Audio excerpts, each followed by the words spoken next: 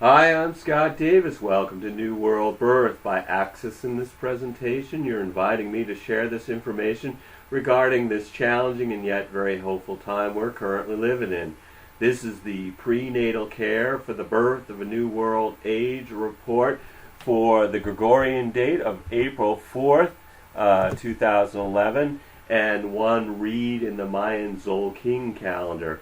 We're currently at the peak of the first night of the 9th wave of the Mayan Tun calendar, and will shift into the energy of the second day on April 14th. April 4th is One Reed, which is a 13-day cycle about growth and sustenance, journeying in new directions, and the energy that connects heaven and earth. Quetzalcoatl, the god king feathered serpent, was prophesied to return in the year of One Reed.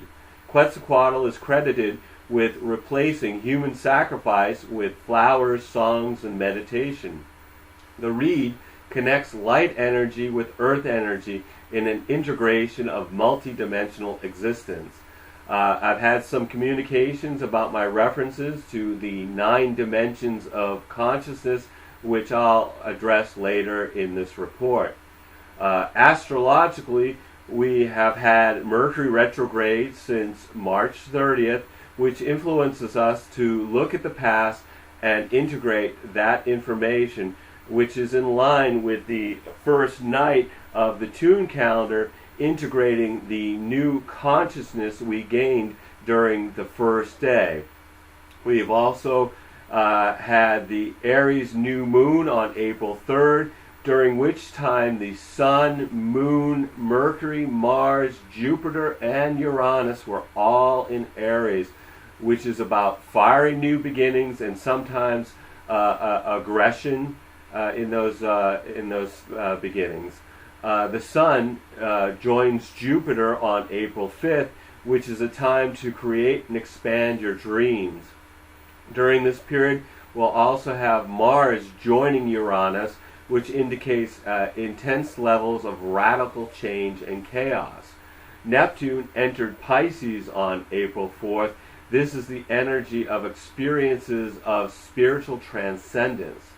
Pluto goes retrograde on April 8th, 2011, and won't be direct until September 16th of 2011. So this energy will be active during most of the 9th wave universal cycle. This energy will take us deeper into our exploration of the dark places in ourselves. This process is gradual, so if you flow with the change, it will be manageable, such as taking the time to allow your eyes to adjust to the dark before moving forward. This is an important time to be in your integrity. On the 11th, we have a challenging square of Mars to Pluto, intensifying the transformative energies which are powerful for shamanic work or psychotherapy. From a human design perspective, all the Aries energy is repeatedly activating the I Ching hexagrams 25, innocence, and 51, the arousing, which forms the channel of shock initiation for most of April. This explosive energy, combined with a hexagram 58, challenging authority, we have a perfect storm scenario as described beautifully in an online article by Jenna Oblivion on HumanDesignAmerica.com.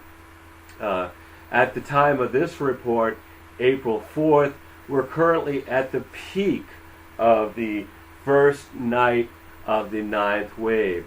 For the most part, first nights are quieter periods when the energy of the first day is integrated.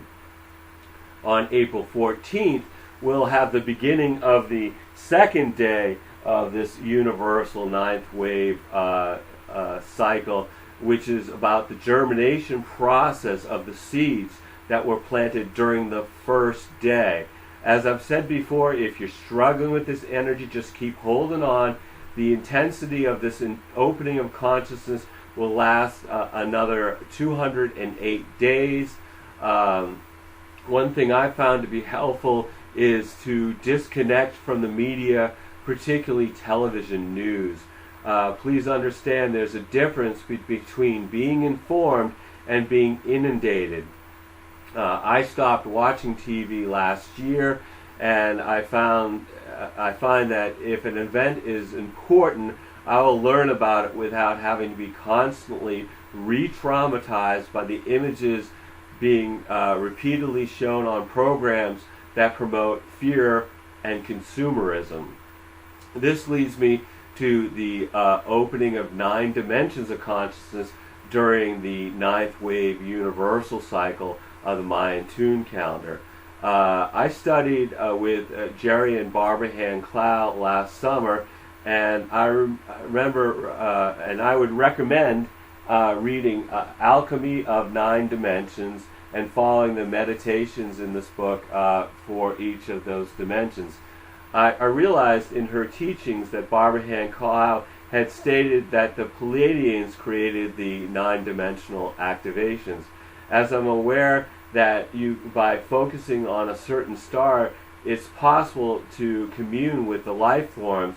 So I spent some time connecting with the Pleiades star cluster. If you're interested in this practice, find Orion and the bright star, which is the shoulder that holds his bow, and follow that to the brightest star in Taurus, and then follow that line about the same distance again, and you will find the Pleiades star cluster. For me, without television in my life, this has become my new favorite program. So anyway, I hope this has all been really helpful to you. This is just kind of things that are coming up and sort of what I'm sharing. So anyway, I'm really grateful for all of you who have connected with this series and that email me. And so anyway, thanks for checking out New World Birth. The next segment of prenatal care for the birth of a new world age will be on April 17th for One Transformer. You can check us out on Facebook and YouTube. I also invite you to email me at newworldbirth@yahoo.com. The light in me honors the light in you. Namaste.